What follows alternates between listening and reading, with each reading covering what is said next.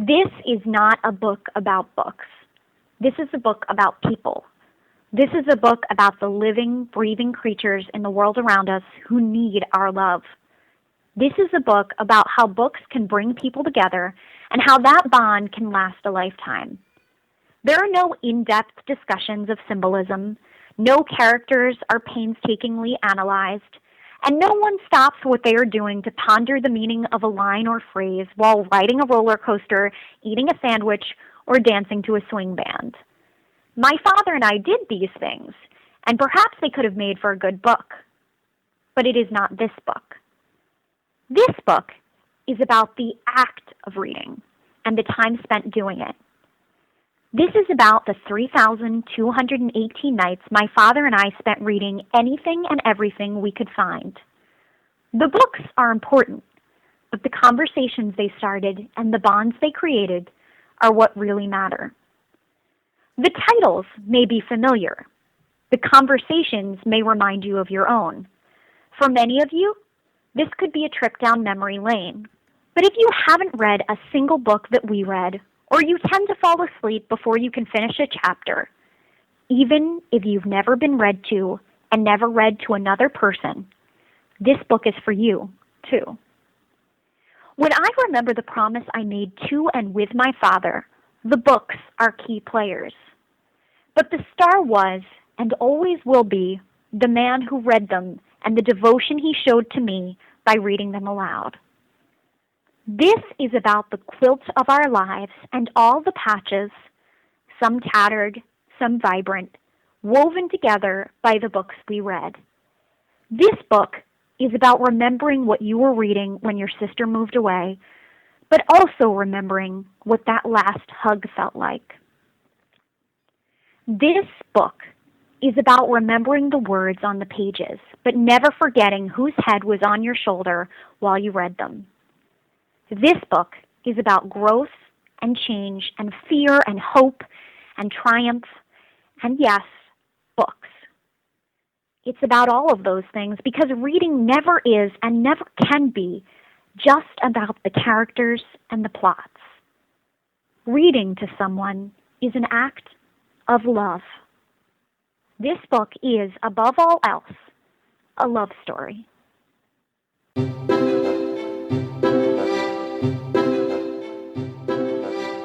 You're listening to the Read-Aloud Revival podcast. This is the podcast that inspires you to build your family culture around books.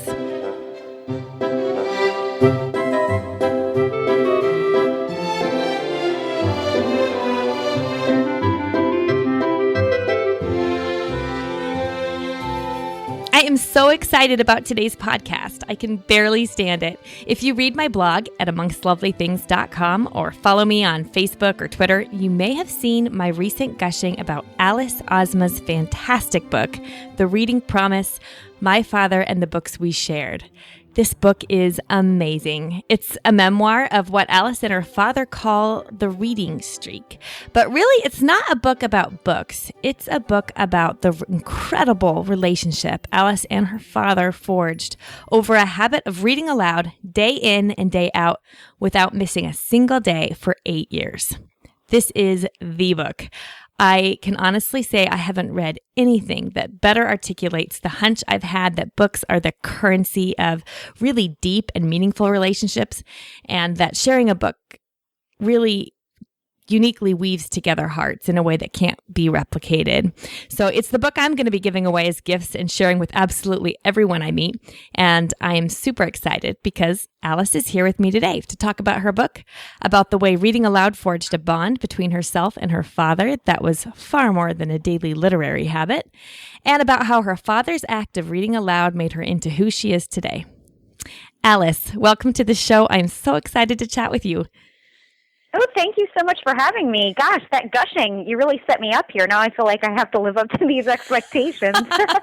I think my listeners are used to my gushing, although I don't think I've gushed quite as much about anybody else as I have about your book. It's just such a great, it really caught me off guard. I don't know what I was expecting because I had just found the book and kind of ordered it on a whim and started it the day it came, but it totally caught me off guard. It was so well done. many of our listeners probably don't know what the reading streak is or how it came to be. So can you tell us that story? Yeah. When I was in elementary school, my dad was reading to me every night aloud. He had been, but it wasn't an absolute mandatory tradition.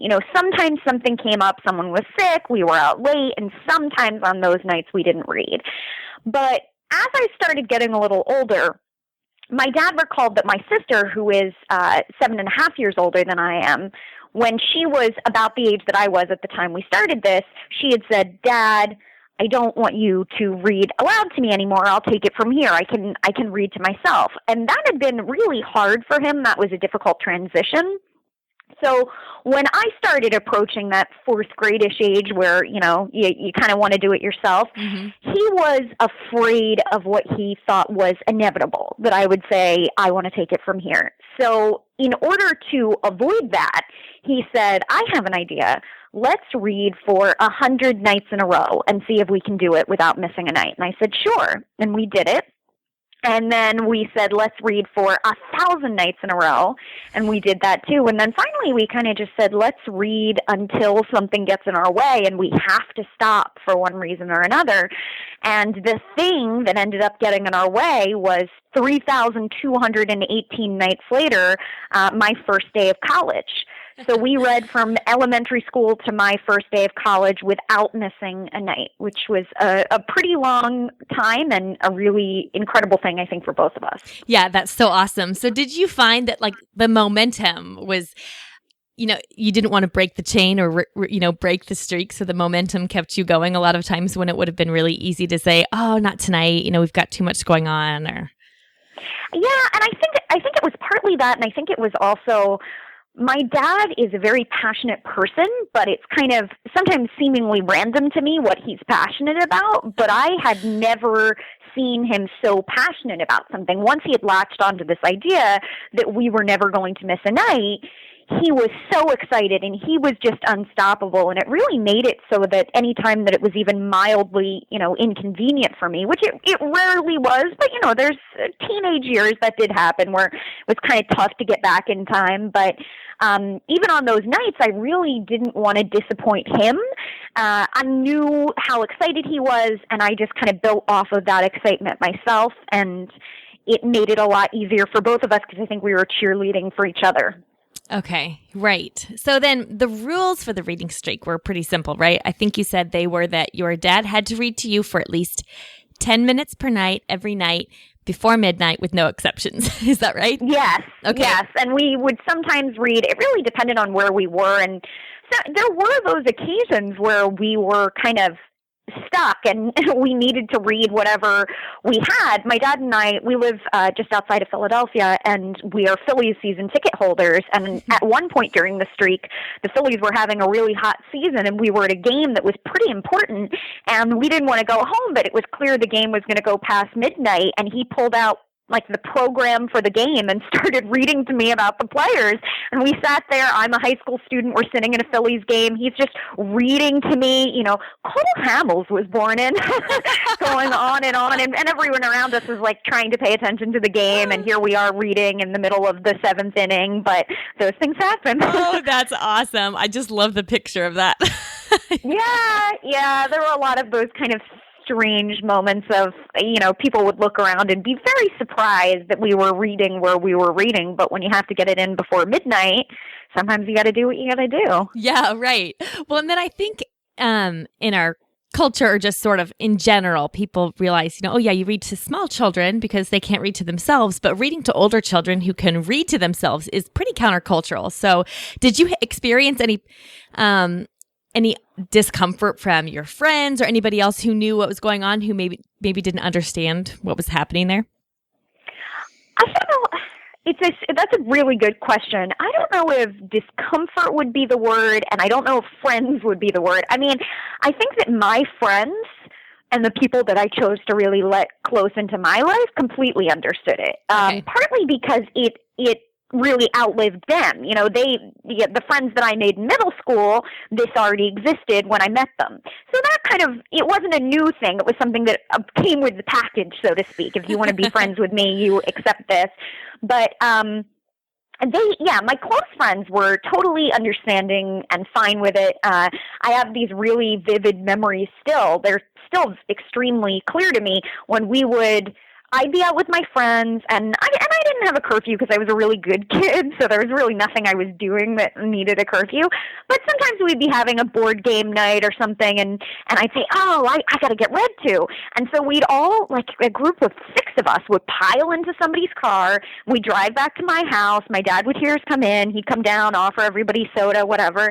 And then I would go up and get read to, and they would just sit in the living room and play a board game or play cards and wait for me to come back down. And then I would come back down and we would all leave again. That happened a number of times. Oh my gosh. And in hindsight, that's so strange. Yeah, it totally is. And I absolutely love it. But at the time, it really didn't seem odd to me at all. And the other thing that didn't seem odd, every person in that living room knew why they were there. There was no, illusion of what I was going up to do. I would go upstairs and they all knew, oh, she's going upstairs to get read to. That was exactly how it was. But to me, that seemed completely normal. I'm sure it didn't to them. That's so great. I love how it just seemed totally normal to you. Like that's just what your family did. That's just what life was like. We read aloud every day. Yeah, so. And it really didn't even strike me as a remarkable thing until I was in college, which is saying something. I mean, I like to think I was a fairly self-aware teenager, but of all the things that I thought were abnormal or quirky about me, that was not one of them. Okay, so when did you decide to write a book about the reading streak? It's kind of an unusual situation. It more fell into my lap. I didn't really pursue it per se, but I was an English major in college, and I started looking at grad schools, and I was applying to the University of Pennsylvania, and I wrote a ton of essays. They had the program I was applying to, you had to write something like 16 essays. It was absurd. And the last essay was kind of a choose your own ending kind of essay. It was write about whatever you want, which was really stressful to me because I didn't know what they were looking for.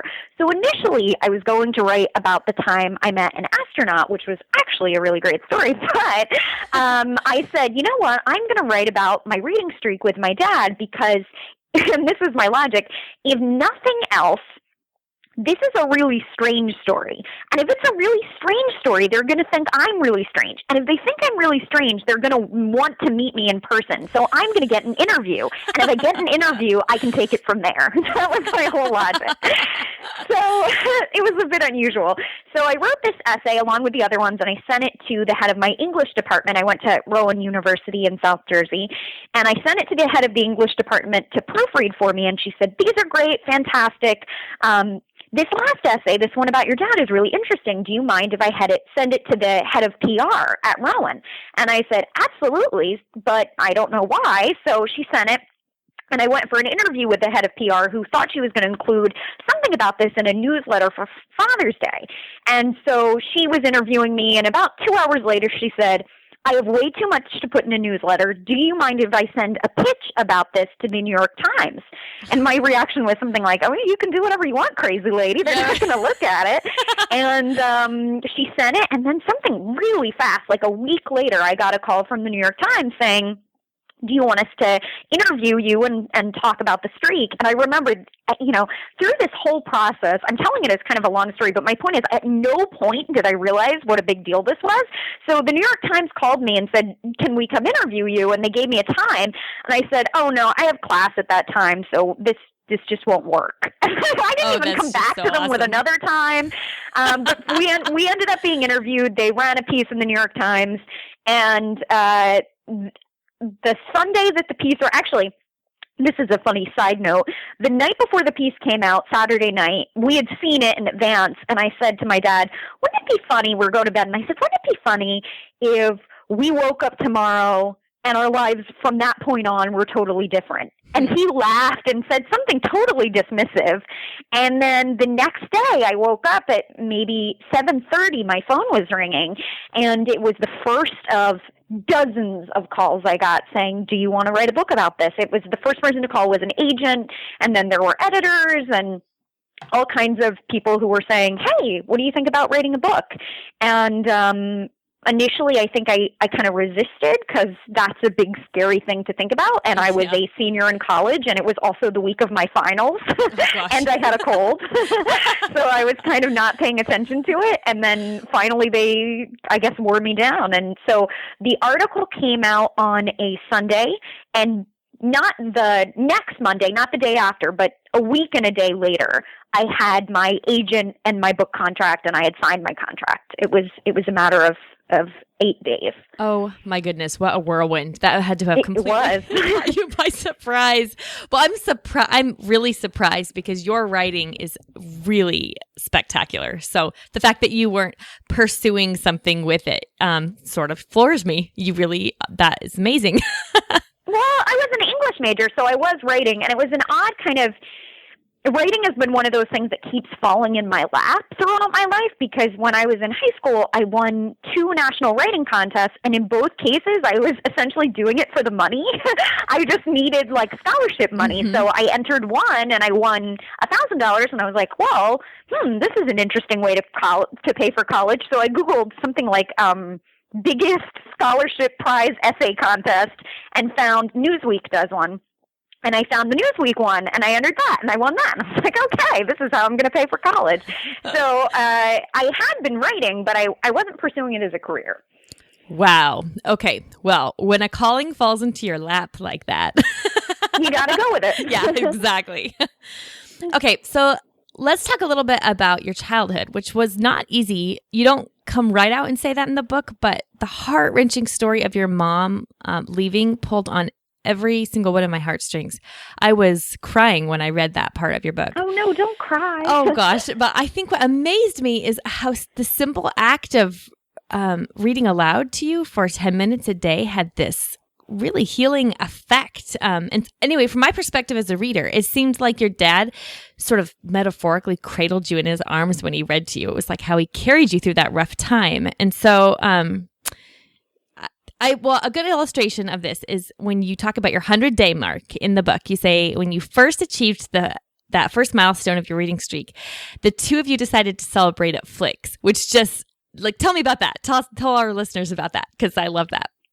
So we were trying to think of what to do for our 100-day mark. And for us, this was a really big deal. I want to say this is a bigger deal than a birthday because it was something we had worked together.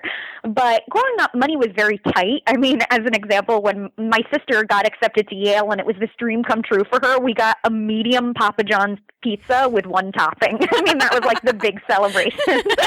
So clearly we're not, throwing around the big bucks for celebration. But we had talked about what should we do that is our big celebratory moment for 100 days. And we decided to go to this little local cafe, which I think now, I know it doesn't exist. We went to this tiny little cafe called Flicks Cafe, very mom and pop, greasy spoon in my hometown. And we decided to get pancakes and celebrate with pancakes. And it was just a very simple thing, but it was us time. And I think that that's so important because that's what the streak was about. It kind of almost didn't matter what we were reading. It was about the time we spent together. And I think in that same way, sure, we could have celebrated with a fancy dinner or a day at a theme park, but ultimately it came down to just spending time together. So going to that local greasy spoon and getting a stack of pancakes, that's good enough for us, Yeah. Okay, let's talk about the foreword, which your dad wrote and is really amazing. It's one of the best essays I think I've read on reading aloud and what it means to read aloud and why. So let me read a little selection from it.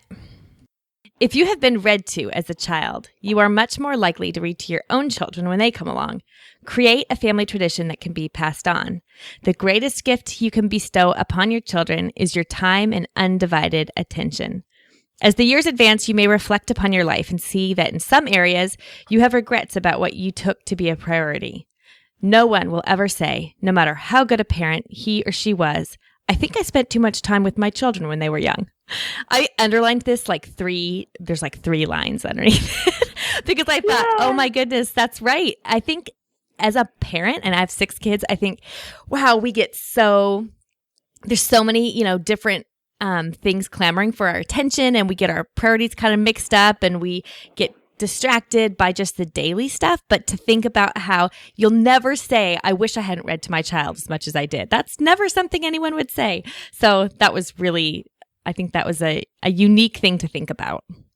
Yeah, and I think, I think about that quote a lot too, which is interesting because I'm only 26. I don't have children yet. I just got married, so I'm in a very different place in my life than he was when he was writing that. And yet that quote really resonates with me. And I think really what I boiled that quote down to, I think, he is talking about reading and children, and I don't want to take away that message because that's the message he's conveying. But I also think there's sort of an underlying message there that's just, you will never regret the time you spent with the people you loved, giving them your love and attention and really being present with them. Yeah. And I think that that's a super universal message that no matter where you are in your life, maybe you have kids, maybe you don't, but I think about that all the time just when I'm spending time with my husband. Put the phone down, close the laptop, let me pay attention to what you're actually saying, let me be present with you. I think that that's a really universal message. I think you're totally right. Yep, I agree completely. So I am fascinated by the fact that your dad rehearsed every day before he read to you. In fact, that caught me off guard every time you mentioned it. So for our listeners who haven't read the book yet, let me just give them a heads up. Alice's father was a children's librarian who read aloud for his job every single day. And then, of course, he read aloud to Alice every single day. Yet before he read aloud their chapter each day, he would go off by himself and rehearse that day's selection. So Alice, tell me about that. Why did he do that, do you think? Well, it's an interesting question. I think part of it is when it comes to reading, there's a certain amount of my dad that is perfectionist. He wants to pick the right book. He wants to read it correctly. This is the thing he thinks he does best in life. So he wants to do it as well as he possibly can. And I think that also there's almost an element there of competitiveness, even though there's no one he's competing with, no one else is reading to me. I'm not giving them scores at the end, but he still wants to be the best at reading to me. So that's an element of it. And then there's also sort of this element of, I don't want to say censorship, that's too strong of a word, but I think he was really big on, let's read whatever books appeal to us, but if there's something that I feel you can't handle at this point in time, I'll just remove that sentence, a curse word or whatever it may be. But it was interesting because he was removing things, for better or for worse, this was just the nature of reading with my dad. He would remove things that were actually super relevant to what was going on in my life. Like I kind of touch on this in the book a little bit, but we read several books that had to do with, coming of age and puberty and dating and whatnot. And he would cut all of that stuff despite the fact that I was the same age as that character right. And that this was all super relevant. He would cut that. And, I really can't ding him for that. I don't think it's what I would do as a parent, but on the flip side, I can see that made him uncomfortable for whatever reason. And I'm so glad that he at least, if censoring it was the way he had to get through it, at least we still read that book rather than saying, this makes me uncomfortable, we're not even going to touch this. And I always did kind of go back later on and figure out what it is that we were missing, because it was kind of obvious if you would skim a lot, right, then it would be obvious, and there's a chapter about that. Yep. But I think he handled it as he knew best, and as somebody who, in general, is very opposed to censorship, I'm surprised that I'm not incensed about it now. But that was his way of getting through a book that he otherwise wouldn't have picked up. And if that's what he had to do, then I'm glad we still tried those books. Yeah, that chapter in your book had me cracking up laughing. I mean, it was just so funny. I could totally see my husband doing the same thing, actually reading to our daughters. So that's really funny. But yes, as I have read books before where, just depending on what we've been going through in our family life or whatever, I may weed out or curse words or whatever, weed out something or other. And it is really, it's really awkward to do that in the moment. And I never rehearse before I read. So maybe I could take a page out of your dad's book there. Literally. Yeah. Yeah, exactly. So as a kid, were you aware of the unique treasure your father was giving you? Or was that something you didn't really realize was so unique and special until you got older? I really don't think I realized, like I said, until college. I mean, it was just such a natural part of my life that I didn't even question. And, if someone had said, tell me the things that are unique about you, I would have made a list of 25 things before it even occurred to me, oh, and my dad reads to me every night, because it was so ingrained. It was so just a part of who I was and who we were as a family. It was totally accepted. So it didn't strike me as unusual. And even, when I say it didn't occur to me until college, I mean, there were 3 weeks left of college when I was like, this is unusual, and I really never paid it any thought. And, for example, my now husband, then boyfriend, knew what had happened while we were in college, because we started dating my freshman year of college, and it was never a topic of conversation. And I wasn't ashamed of it. It wasn't like, oh, well, that's embarrassing. It just was so normal to me that it never came up in passing. It was like, what am I going to talk about? Breathing and drinking water, It was just a totally natural part of life. Oh, that's awesome. Okay. Well, that's actually really encouraging from a parenting perspective too, because I think sometimes we work so hard to do these things that we think are going to make this big impact on our children, and maybe subconsciously or not so subconsciously, we get frustrated when they don't appreciate it. So that's really I think helpful it's a difference between, let me think. It's not appreciating it. It's not recognizing it as unusual. You appreciate it, but you kind of think, oh, well, this is just of course this is how it is. And then you have to step back much later on and say, wait, that was not common. What happened to me was not only wonderful, but very unusual. But in the moment, and I think that's a compliment to my father, that he made it feel so natural, this thing that to so many people would be unnatural. He made it feel so natural that I never gave it a second thought as being odd or out of place. So you're 20, what did you say, 26 now, right? 26. So, okay. Tell me about the effect on your life now. That's an interesting question. The effect is kind of broad. So I'll start with just reading in general. Okay. I work for Scholastic Book Fairs now, and I actually got that job. They asked me to come and talk about my book, and when I was finished talking about my book and everybody was clapping, I kind of looked around the room at all these book-loving people, and I leaned into the microphone and said, I would like to work here, and everyone laughed, and I said, no, I'm serious. So a few months later, I got a call asking if I was serious and if I really wanted to work there. So I've been working at Scholastic for a couple of years now, and so reading in general plays a huge role in my life. And right now, my work has kind of seasons and patterns, but right now I'm in one of the seasons where most of the time my job during the day for the next 2 weeks or so is reading books and writing about them. So a lot of the time during the day I am being paid to read and then do a lot with the stuff I read. But I mean, talk about growing up to be my father's child. I mean, I also am in the profession of reading the same way he was. So I think that that's a really direct connection. Yeah. As far as reading aloud goes, I think it's an interesting question, but it's a context, I'll say that doesn't come up as much because I don't have any children in my life, and the only person I live with is my husband, and I travel a lot. Mm-hmm. So we definitely will we'll be reading something, and I'll say, oh, let me read you this, and read you a paragraph, and he'll do the same thing. And that feels very natural to me. But I actually think it's kind of on a related note, he and I are both my husband and I are both very into podcasts, and we will sit sometimes and listen to a podcast while coloring or while playing a word game or just drinking tea. And I think that is unusual. I mean, I think lots of people love podcasts, but they listen to them while doing something, in the car or running errands. Yeah, on their own. Mm-hmm. Yeah, and we'll just put on a podcast and sit. And that will be an activity for us. And I think that part of the reason that feels so normal to me is the idea of someone talking to me and telling me a story, and that being the activity, that's very natural to me. That feels right. That feels like how my day should end sometimes. So I see that as being very closely correlated.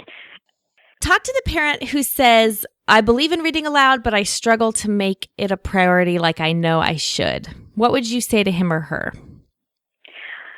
That's a good but tough question from my point of view, because it's really hard for me to say, here's how you make time for this when I don't have kids, and maybe when I have kids, I say, goodness, how did my father ever do this? Right.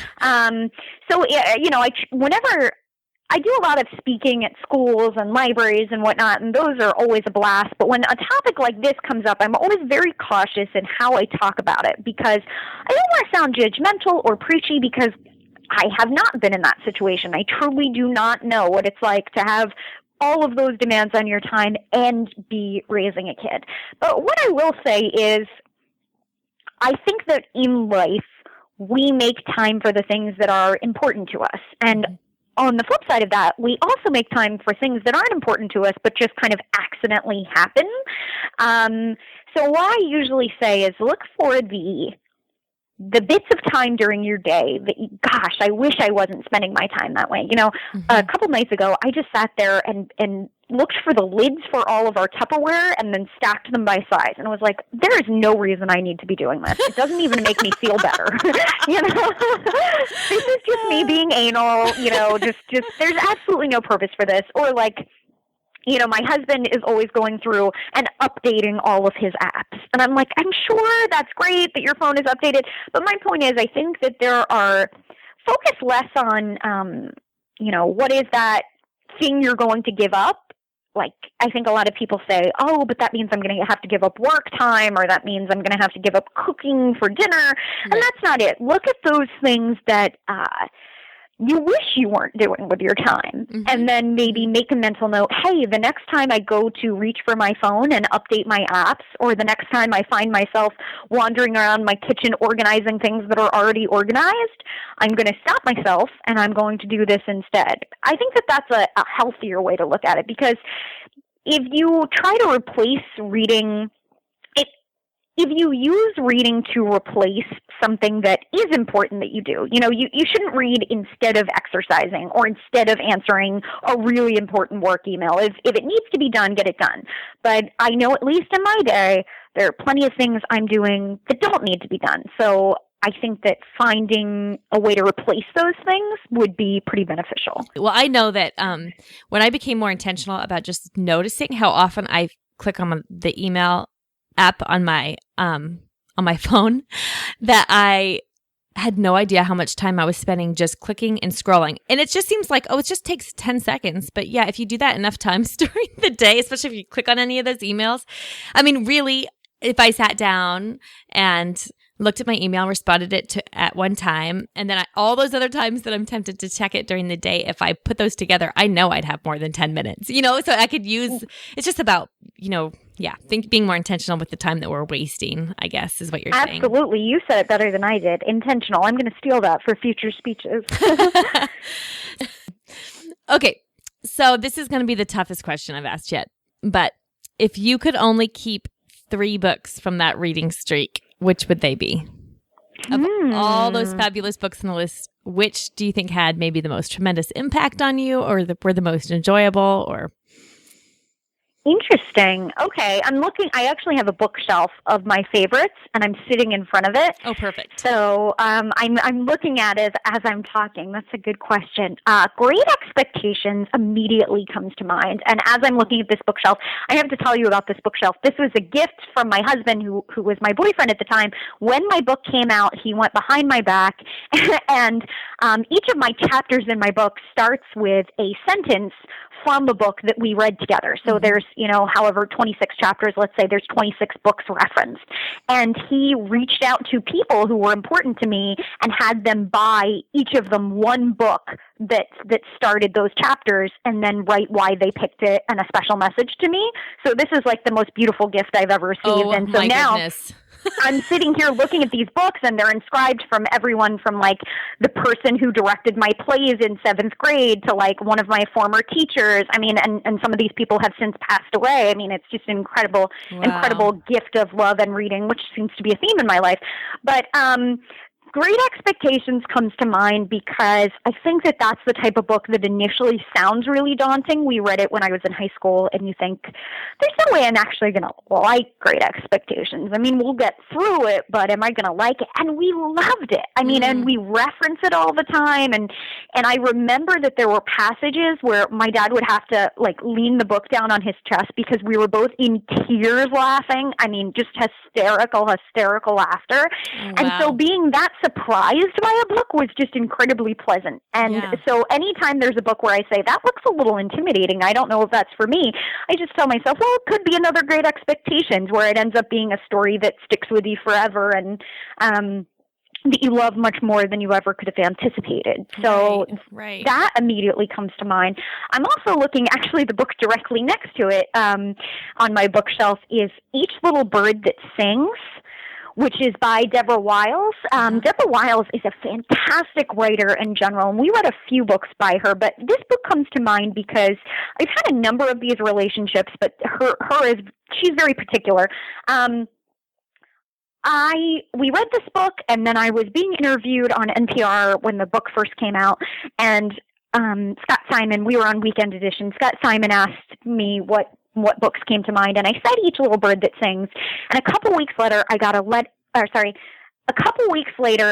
a letter from Deborah Wiles saying, hey, I heard you talking about my book on the radio. This is great. I'd love a copy of your book.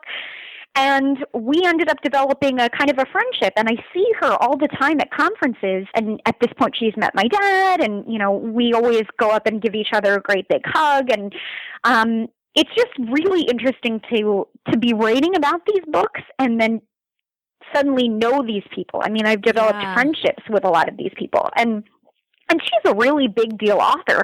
So there's a part of me that just likes to pat myself on the back whenever I go up to her at a conference and say, oh, hey, Deborah, and she gives me a hug. Wow, I am just hugging Deborah Wiles. Like, this is nuts.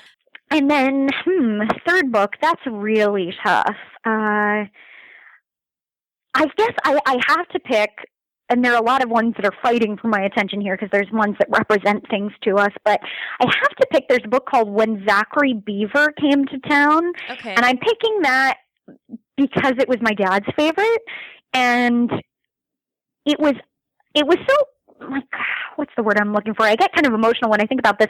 He picked his favorite book. You know, we read all of these. We read Sherlock Holmes and Dickens and stuff that as an adult he could really appreciate. And When Zachary Beaver Came to Town is pure middle grade fiction. It is just written for that age group. And so for him to pick that as his favorite book says something about how invested he was in being there with me. This experience was not about him. Because if it was about him, it would be very easy to say, we read some Shakespeare. He could just say, oh, the Shakespeare was my favorite part. Because I'm sure as an intelligent, well-read adult, those were the parts that maybe most connected with him. But he was so present with me and so engaged with me that he looks back on this and references a book that's for, fifth graders. Wow, I mean, I think that says so much. So that's just has a really treasured place in my heart. Word on the street is that there is a movie deal in the works. Tell me about that. Yes, that is certainly the word on the street. It's still kind of an unusual thing to be able to talk about it because it's been in the works for a while, and then only just recently over the summer was it officially announced, and then I was allowed to talk about it. So it's still strange to be able to say something, but I've been working very closely with Walden Media, and they acquired the rights to the book to make it into a movie, and they have already partnered with Relativity. And so it's kind of moving pretty quickly as far as I can tell. And the writer for the project is Doug Atchison, who wrote Aquila and the Bee. Oh, wow. And that's kind of a serendipitous thing for me because though I have Twitter, I don't really use Twitter, and really the only occasion that I use Twitter, I live tweet the Scripps National Spelling Bee. That is my Super Bowl. I count down to the Scripps National Spelling Bee. I wake up that morning, jump out of bed, really excited about it. And for those of you who haven't seen it, Aquila and the Bee is about the Scripps National Spelling Bee. So somebody else who kind of shares my level of geekdom on the Scripps National Spelling Bee and that love for words is a really solid partner. So a lot is in place, which is surprising. It feels like it's moving kind of fast, but in the real world, it's slow. I guess it's just fast for movie time, but it feels fast for me. So awesome. Well, this has been a fantastic conversation, and I totally appreciate your time and discussion, and I'm hoping that our listeners will pick up a copy of your book because I think it has the potential to really transform lives and help people see that reading aloud can have a massive impact on their relationships, which is what we're really all about anyway. So thank you so much, Alice. Oh, thank you for having me.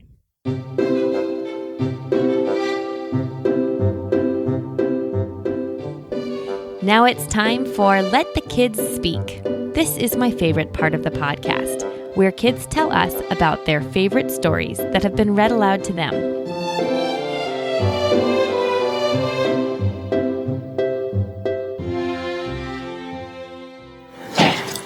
My name is Vivian Irene, and I am 5 years old. I live in Perth, Australia.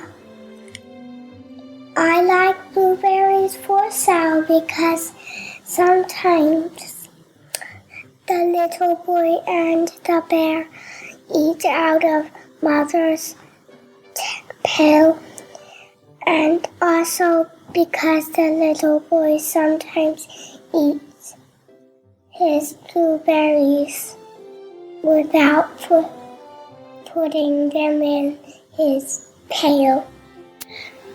My name is Kalyani Nicole, and I am 8 years old. I live in Western Australia. One of my favorite books is the Book of Virtues. I like it because it has lots of stories, and although sometimes they are sad, they have a meaning, and the meaning is clear. Vivian and Kalyani, thank you. I like both of those books too. Listen, I love it when your kids leave me messages that I can put on the podcast. It's simple and easy, and you can coach your child right through the message. I can do any editing out of your adult voice if I need to, so as always, no pressure.